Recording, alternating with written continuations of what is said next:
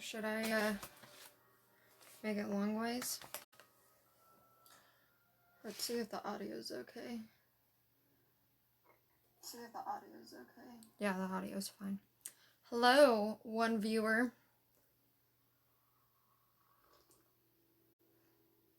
We're going to talk about books today. But I gotta share. Oh no, I don't want notifications while I'm streaming. Do not disturb. There we go.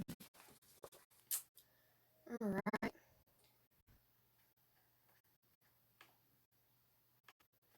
Okay.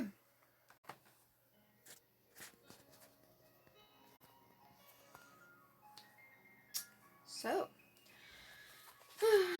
I don't know how many people are going to end up joining to me, or if anybody from my book club is going to be joining me today.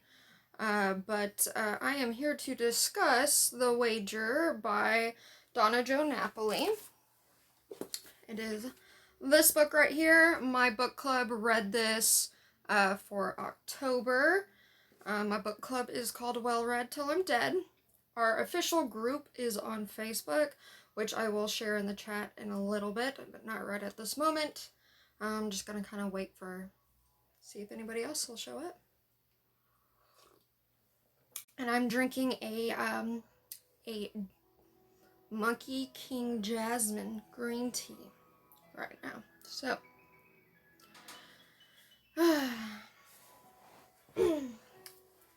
you know, you can say hi. You can chat in my chat box. But if you are from my book club and you don't actually have a Twitch account, you don't have a verified Twitch account, you can't actually type anything in my chat room. So, go do that if you are one of my book club members. Okay. Well, I'm gonna go ahead and start because I really don't think more than like 2 people are gonna show up. And I really don't think more than 2 people are gonna show up at the same time. So let's briefly, what is The Wager? So, this follows a character named Don Giovanni. He is a rich boy. He comes from old money. He has this money because his parents, both of his parents, mom and dad, died. And he spends his money recklessly. He likes to throw lavish parties. He often changes the curtains in his room. He kind of treats his servants like shit, and other stuff like that. And then one day, his town that he lives in is destroyed by a tsunami or a giant wave. I don't know if it directly calls it a tsunami or not, but the ocean attacks the city pretty much. And during he goes out, he exits his party that he is hosting, and he goes and helps the citizens that live in the town. And during this, the bank that I guess owns his house just kind of is like, you know what, you have gone bankrupt, and now since our town is destroyed, we're going to sell everything inside of your house. So when he comes back from helping the citizens in the town that he lives in, his house is completely empty, his servants are gone, he has nothing. And it's like, I don't know if I really feel bad for you at this point. But, I need a sip of tea. Oh look, I got another viewer. Hello. Welcome. You can chat in my chat room. I am discussing a book that we read in my book club in October for Well Read Till I'm Dead. I guess I'll go ahead and link that in my chat. So anyways, he loses all of his stuff, and now he is essentially homeless. He goes around town to town for, I don't know, I think 3 days or something. And he has an encounter with a nobleman. I don't think at first Don Giovanni realizes who it is. It isn't until after he leaves does he realize it was the devil. But the devil had made a wager for him that if Don Giovanni can have this magical purse that whenever he whispers to it, it will give him as much money he could need or want. And he can have this purse as long as he doesn't bathe for 3 years, 3 months, and 3 days. So that's basically the entire story. I'm not going to go on to what happens after that, because if I can get you to read, I would appreciate, somebody, my synopsis maybe interesting you into reading this book. But that is essentially the story. He takes up this wager, and it is his story for the 3 years, 3 months, and 3 days in which he cannot bathe, but he has all the money in the world, or all the money he could ever possibly want from this magical purse that he got from the devil. And if he does fail this wager and he bathes or washes in a lake or whatever, or sits in the rain, he loses, and the soul is forever the devil's. So, let me go ahead and link my chat, my group. There you go.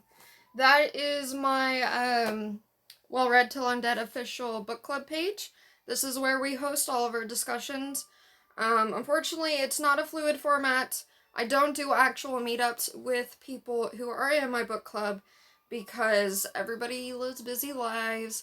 Some of the people that are a part of my book club live in different states, so real in-person book club chats would not be feasible. So I do it online.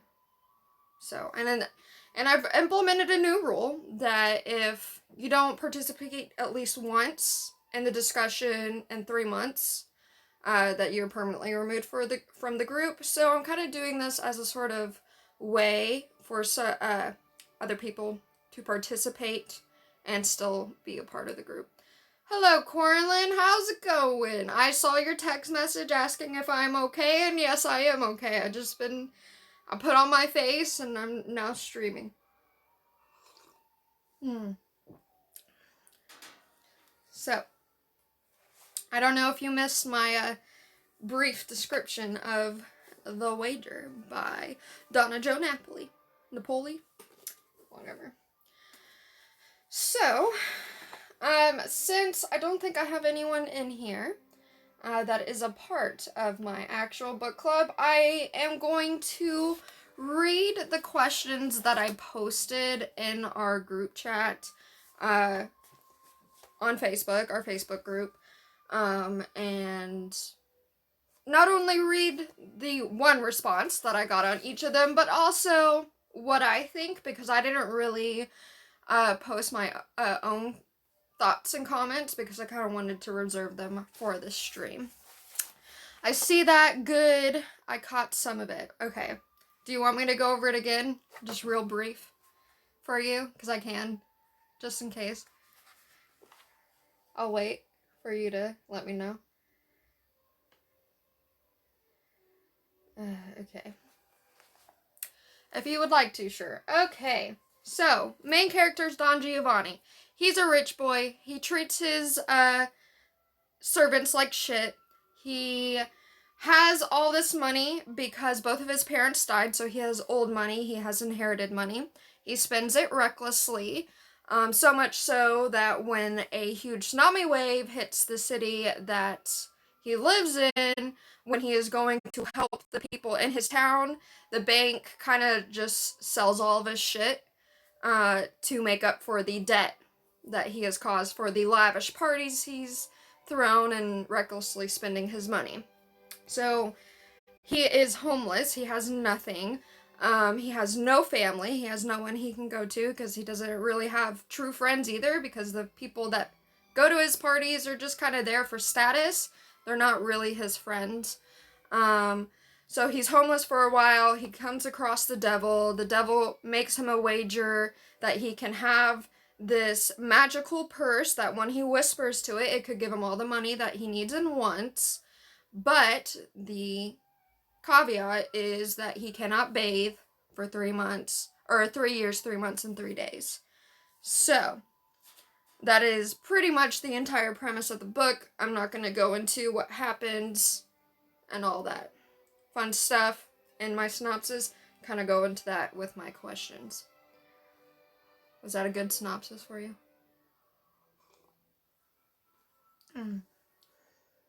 Alright. I wish I could whisper to my wallet and get money. I know, right? But would you take a wager, Corlin, to do that? Would you be willing to make a wager with the devil for a magical wallet that you could whisper to, but you wouldn't be able to bathe for 3 years, 3 months, and 3 days? Would you be able to do it?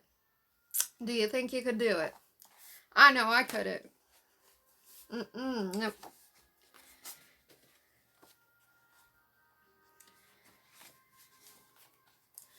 Well, anyways, the first question that I posed to my book club was if you initially felt bad for Don Giovanni, or if you didn't, did you eventually grow to feel bad for him?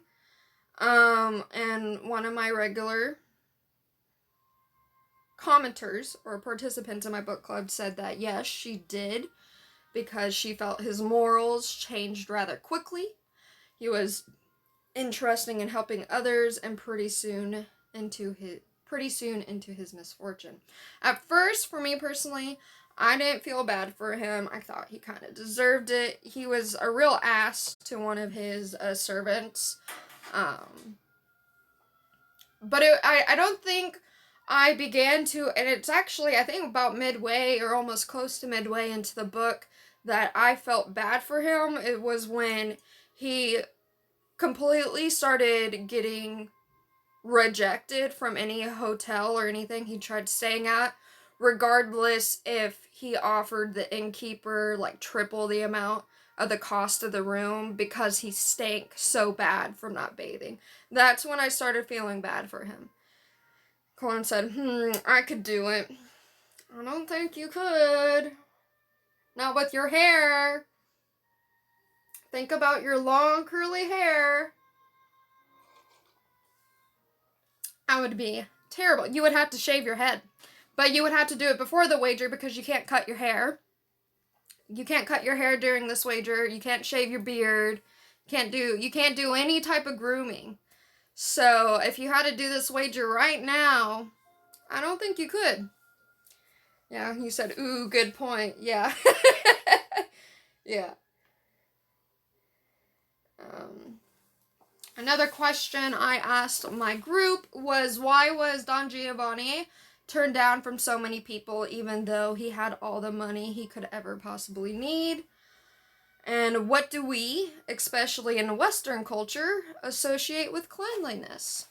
And I think, Corlin, you can answer that second question. I don't think you need to have read the book to figure out what our culture associates with cleanliness. So I'll give you time, maybe think about it. Tell me what you think. If you think Western culture associates anything with cleanliness at all. I don't know if y'all can hear the music I have going in the background. It's very quiet. Might be too quiet. Don't know if it's too loud even. So, some classical music going.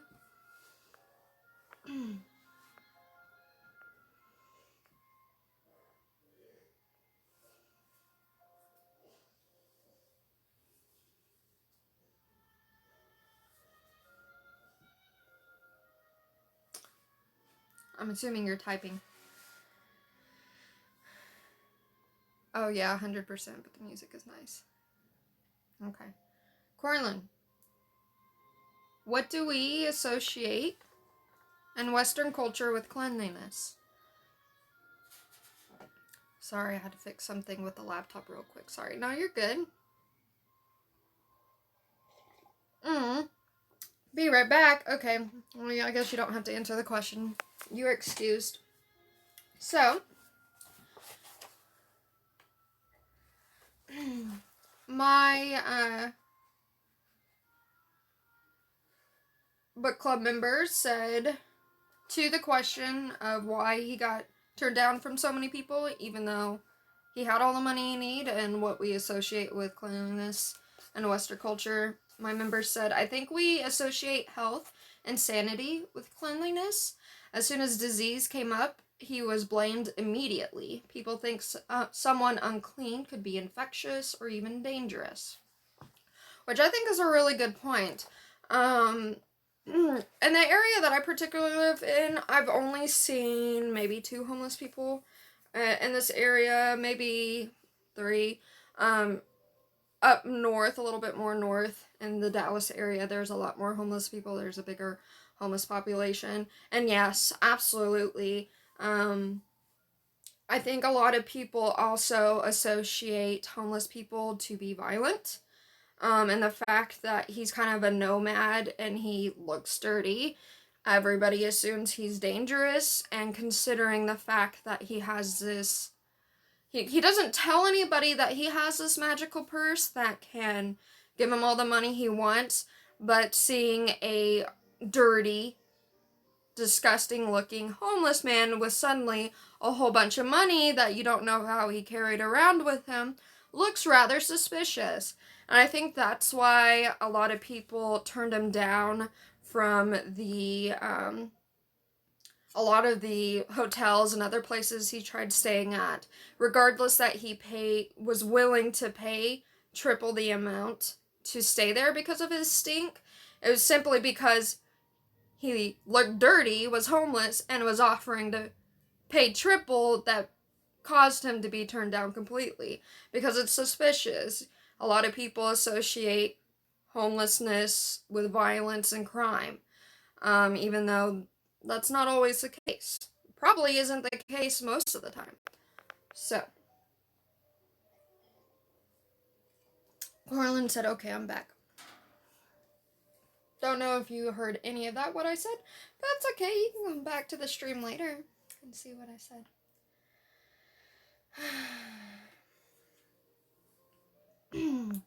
Next question I asked was, one of the main overarching themes is faith. What does faith have to do with gambling, if anything at all? Coraline, what does faith have to do with gambling?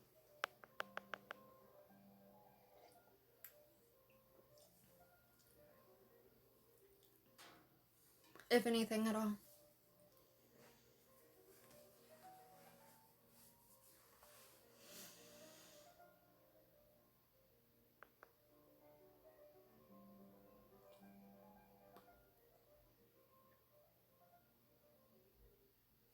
No, okay, no response from him. That's fine, I guess. Or you're typing. God is going to let me win with some slot machine.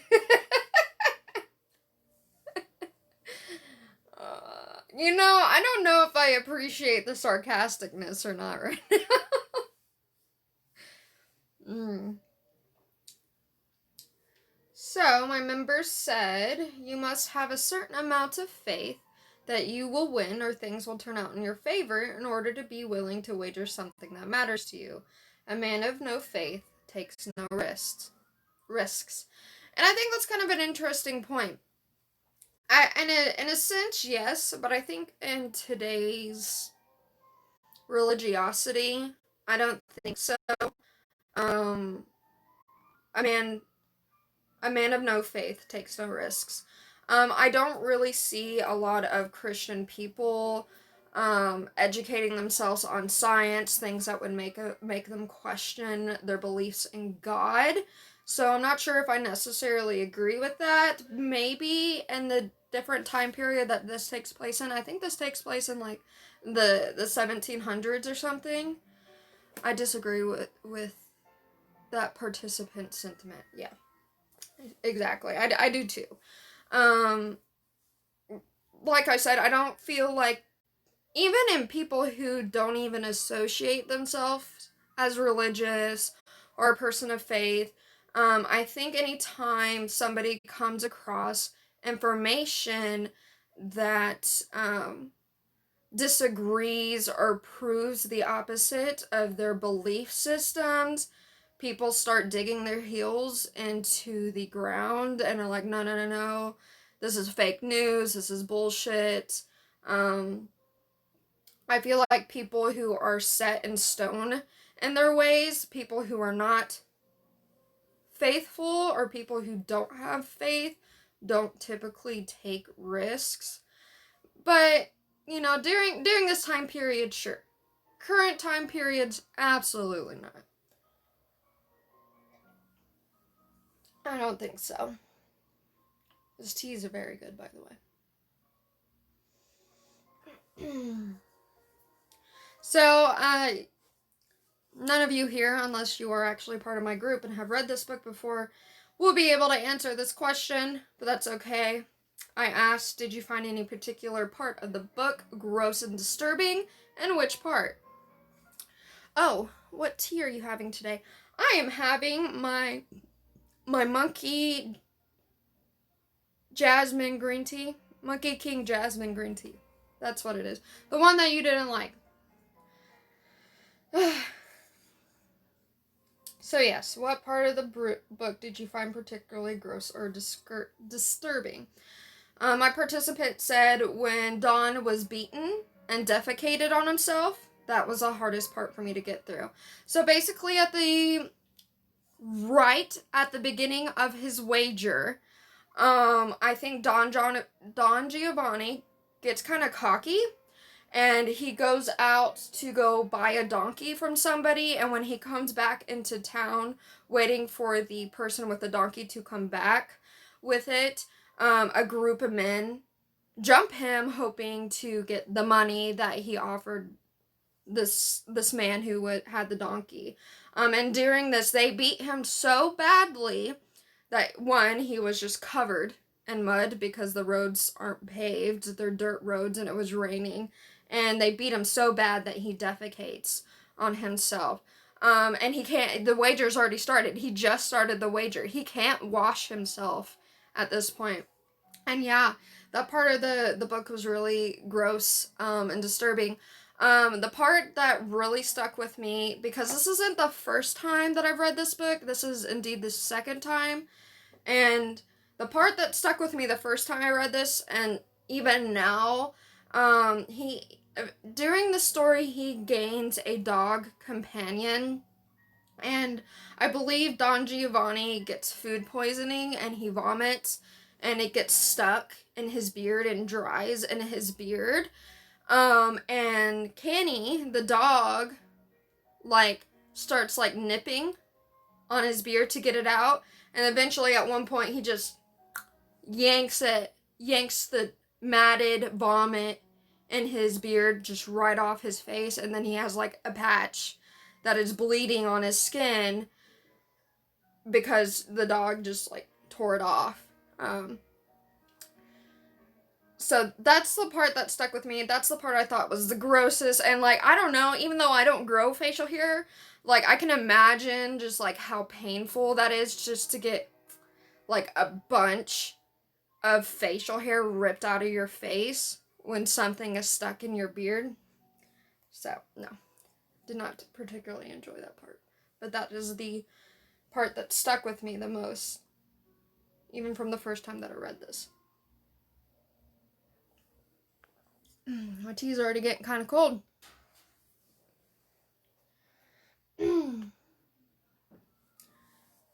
Next question I asked was, if you had lost everything, would you have ever taken the same wager? Do you think you could avoid bathing for 3 years, 3 months, and 3 days? And bathing doesn't mean just soap and water. You can't go swimming, you can't go sit out in the rain, you can't waddle into the ocean and just kind of stand there. You're not allowed to get wet whatsoever with hoping that'll clean some of the grime off of you, because it would automatically disqualify you from this wager and therefore giving the devil your soul. And we kind of already briefly discussed that. Corlin.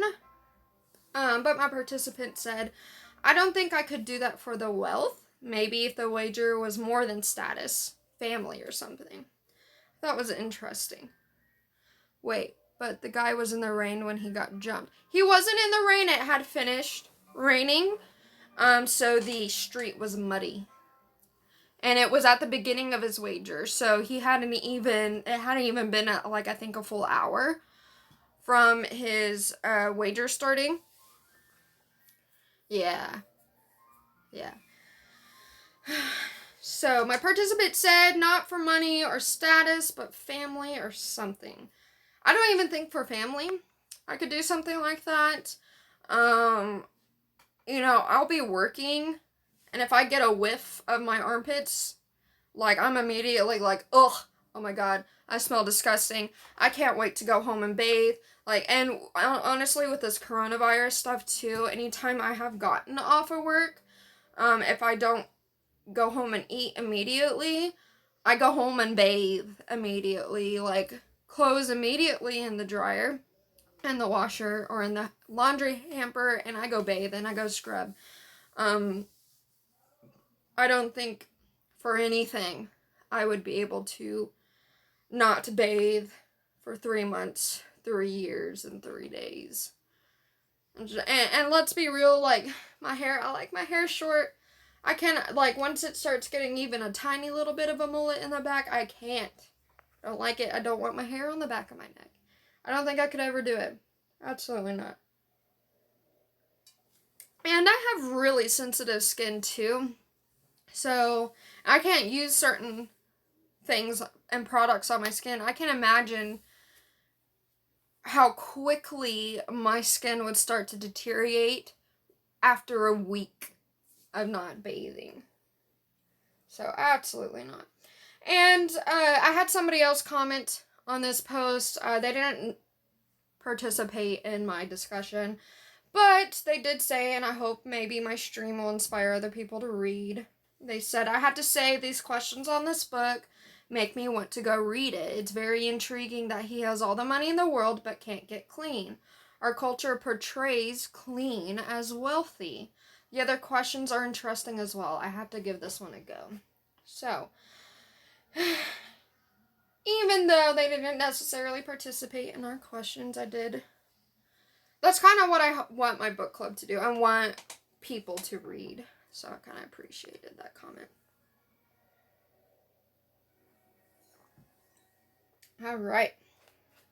Next question I asked was, why do our bodies deteriorate from something so simple like the lack of bathing? Besides what is described in the book, what do you think could happen to the human body? Question. Corlin, you can also answer this question too, because it doesn't necessarily always pertain to the book. What do you think could happen to the body from not bathing?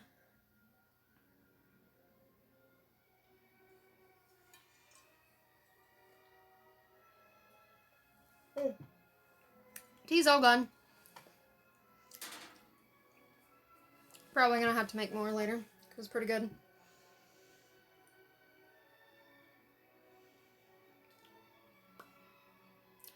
I would have to think about it for a bit, honestly. Okay. Well, I do have some answers here. I did reply to this one on the group because my participant actually triggered another thought that I had not previously thought about before. So, what could happen to the human body? Why does our body deteriorate so much from lack of bathing? My participant said cleanliness or cleaning is natural instinct of the living. Decay is part of renewal. Typically, the only decaying things are things that are not thriving. Not caring for yourself can lead to infections, loss of important bodily functions. Losing teeth creates an inability to eat, and therefore a decrease in nearly all other areas of strength and health. Corlin says, but your own well-being affects your environment, and your environment shapes your well-being. Yes.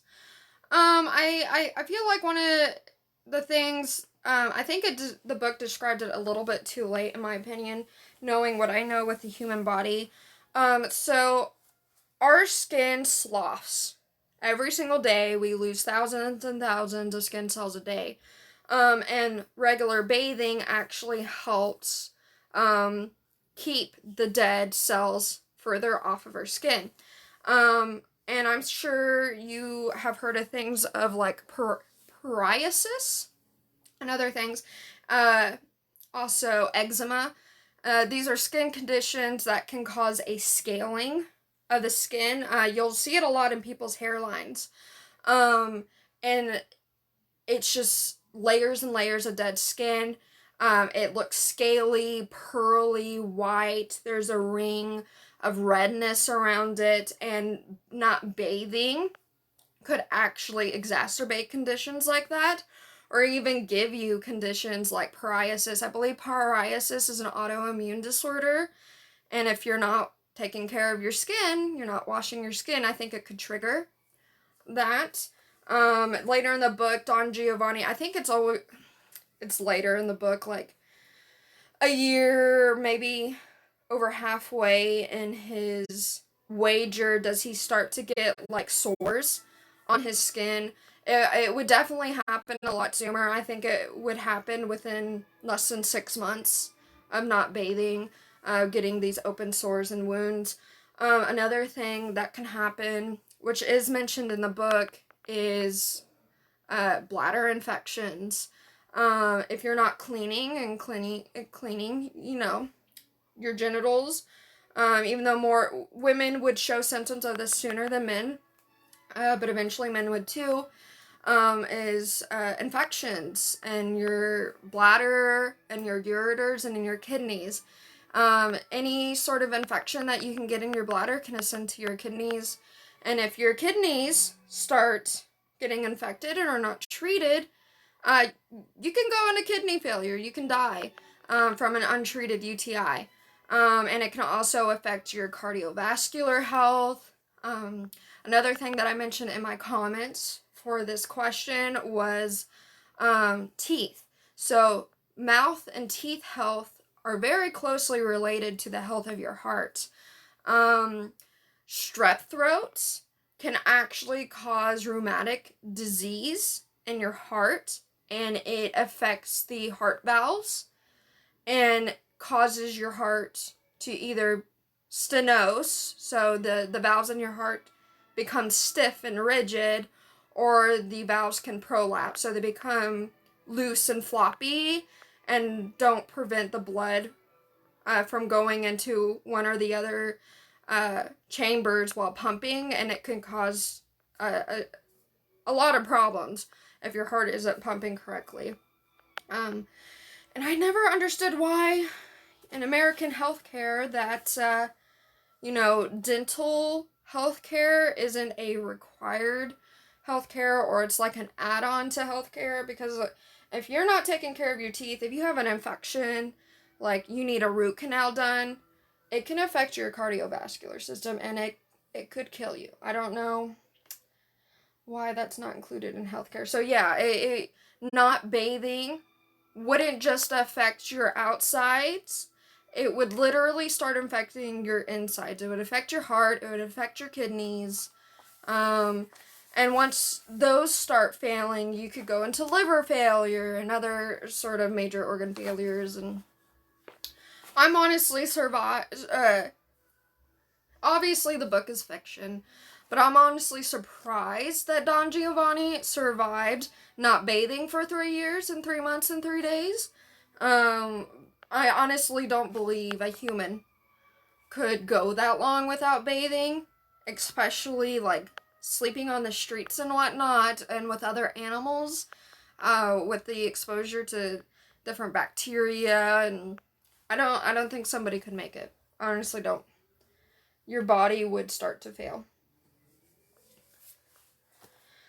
Alright, so the next question I asked was, in the beginning, when Giovanni loses everything and he sleeps in the woods, he sees yellow butterflies.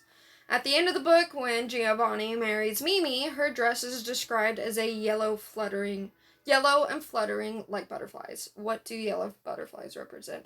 And I don't think you necessarily need to know anything about this book to be able to answer what yellow butterflies represents, because I don't think it's just like, what does a red rose represent? I think we know what a red rose represents. So if you want to take a swing at answering this question, Corlin, of what yellow butterflies could represent.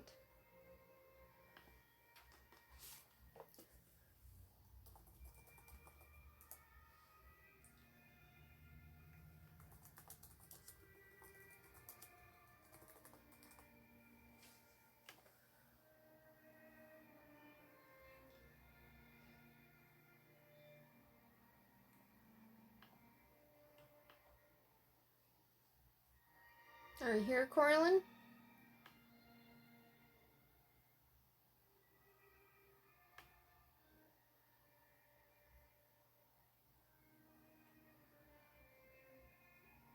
Oh, going back while you think about that. My participant, something that really resonated with me was decay is a part of renewal. Which I thought was interesting. Because at the beginning of the book, Don Giovanni is pompous. He's a rich kid. He's an asshole. And that during this experience, during this wager, during this decay, does he actually start doing good things for people just out of kindness of his heart? He shares food with people he doesn't know. When he does have this money, he is able to convince a king to make public bathhouses that anybody can use. So decay is a part of renewal. I don't think without this wager, without not bathing, that Don Giovanni would have a revision of morals and have a different appreciation of his life and others people's lives around him and their hardships. Because during this time, you were either poor or you were rich. There wasn't really a middle class in which this book takes place in. And a lot of people died because of disease, because there wasn't plumbing, because they didn't have access to food, or there were no such thing as homeless shelters during this time. You were on your own. So decay is a part of renewal. I thought that was a good observation. All right. So, going back to what do yellow butterflies represent, Allison said hope, a new beginning of possibilities, opportunities, and new life. And I asked her why she thinks the symbolism was not only at the end, but at the beginning. And she said, I think foreshadowing is beneficial to the reader. Most people will not delve into a story with no sign of hope, but also for the characters' motives, the light at the end of the tunnel. So, yes, yellow butterflies do resemble hope and guidance. And something that I did not mention into the comments or nobody else brought up, it is the symbol of the soul in early Christianity. Yellow butterflies represent the soul. It also means that the soul is at peace when flying near the departed in Native American culture. The butterfly is a valued symbol which brings guidance and a sign of hope. So I think the real important note was it was a symbol of the soul in early Christianity, because when this book takes place, I think Christianity is relatively new. So at the beginning, when he first makes a wager and he's hiding out in the woods, he does see yellow butterflies, and he kind of has like a moment of calmness, like serenity. And at the end, when he marries Mimi, her dress is yellow and fluttering. So yeah, a sign of hope, and because this is a wager with the devil, I think in this book it could also be maybe God is there watching Don Giovanni, helping him, guiding him, so.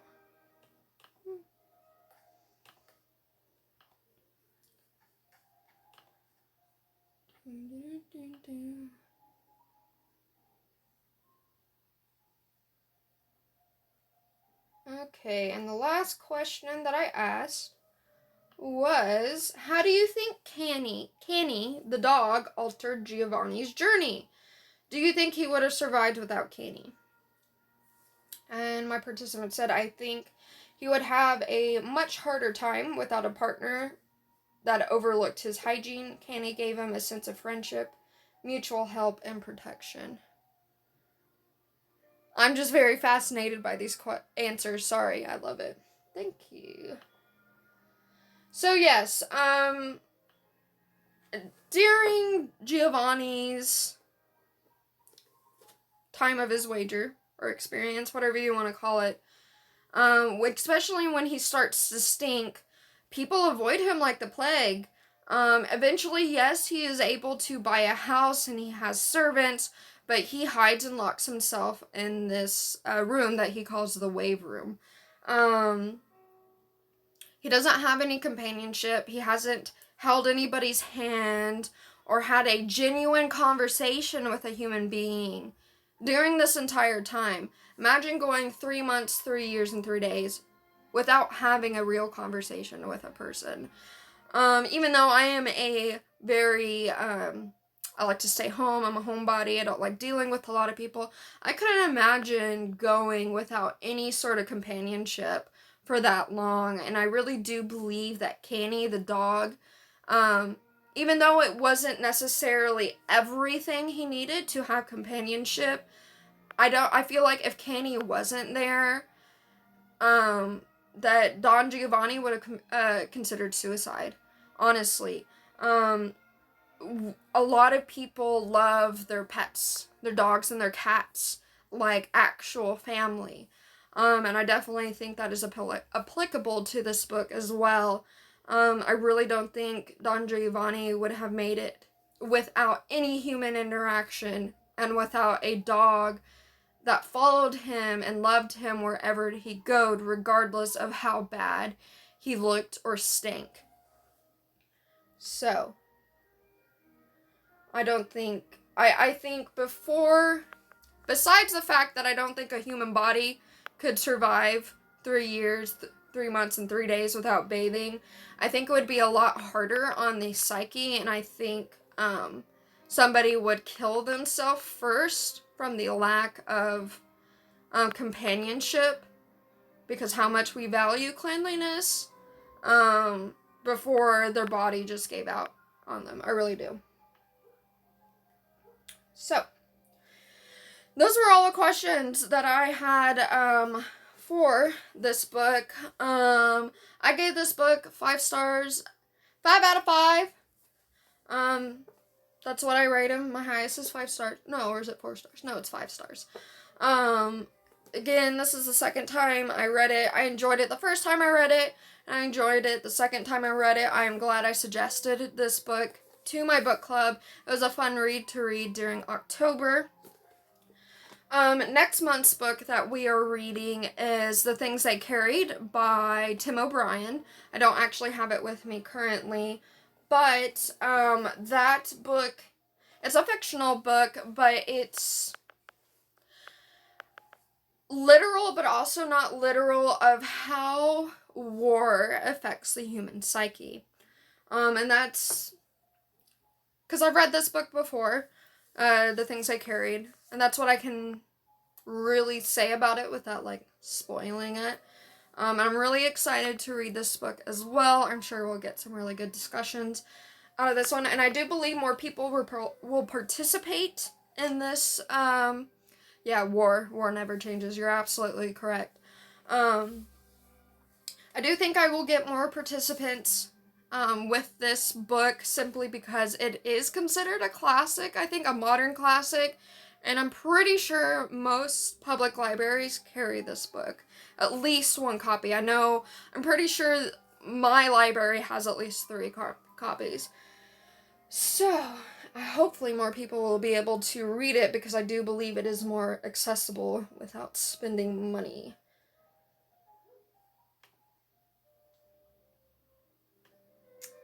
So I'm going to link my book club again, just in case anybody new is here and wants to join our book club. I'd appreciate that. But before I go, I did want to discuss the books I'm currently reading now. So I am listening to an audiobook. Corlin already know. Corlin, will this be? Will your streams be archived on YouTube?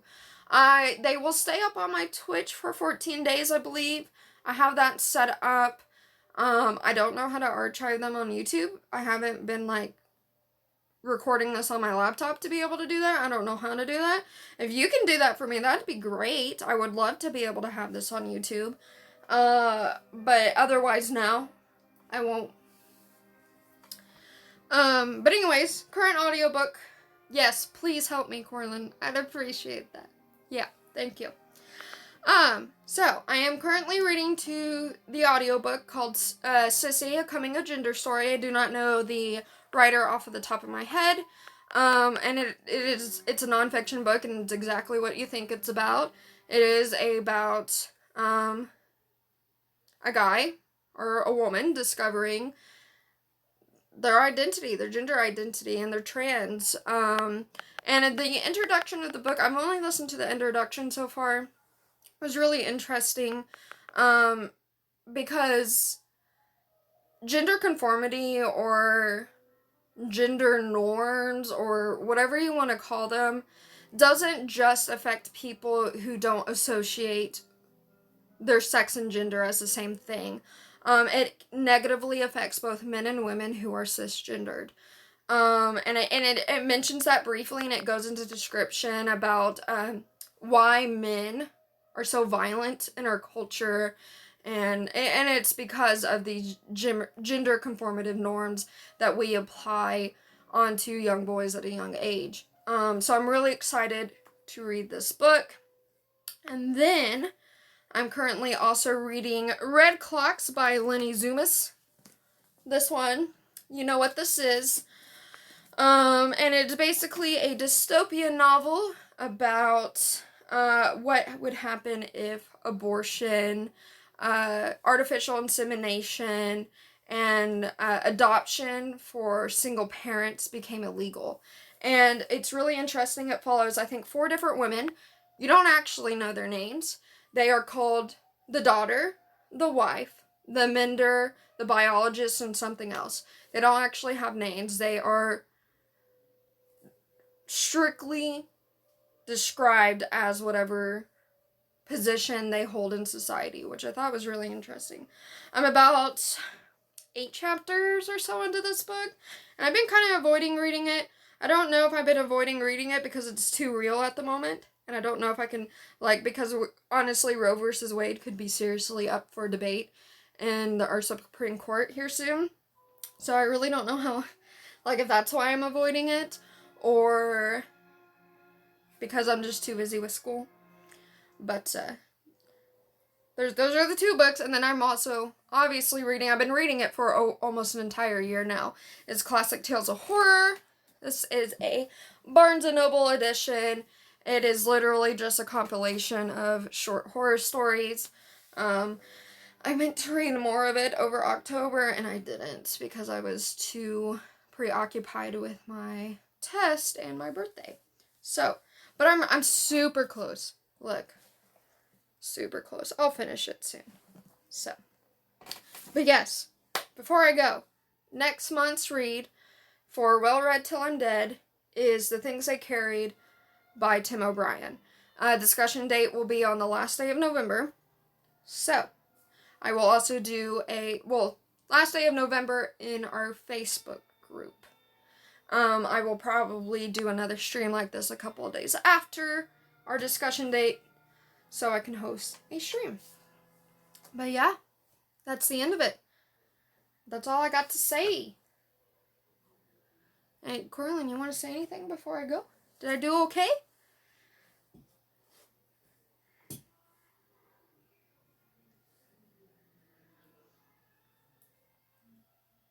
I'm assuming you're quiet and this is a yes. I did okay. But I'm gonna go. Corlin, you can go ahead and come on over for D&D tonight. But I thank you for coming here and stopping by and watching. Even though you did not read this book, I appreciated you being here in the chat for me. And until next time, bye.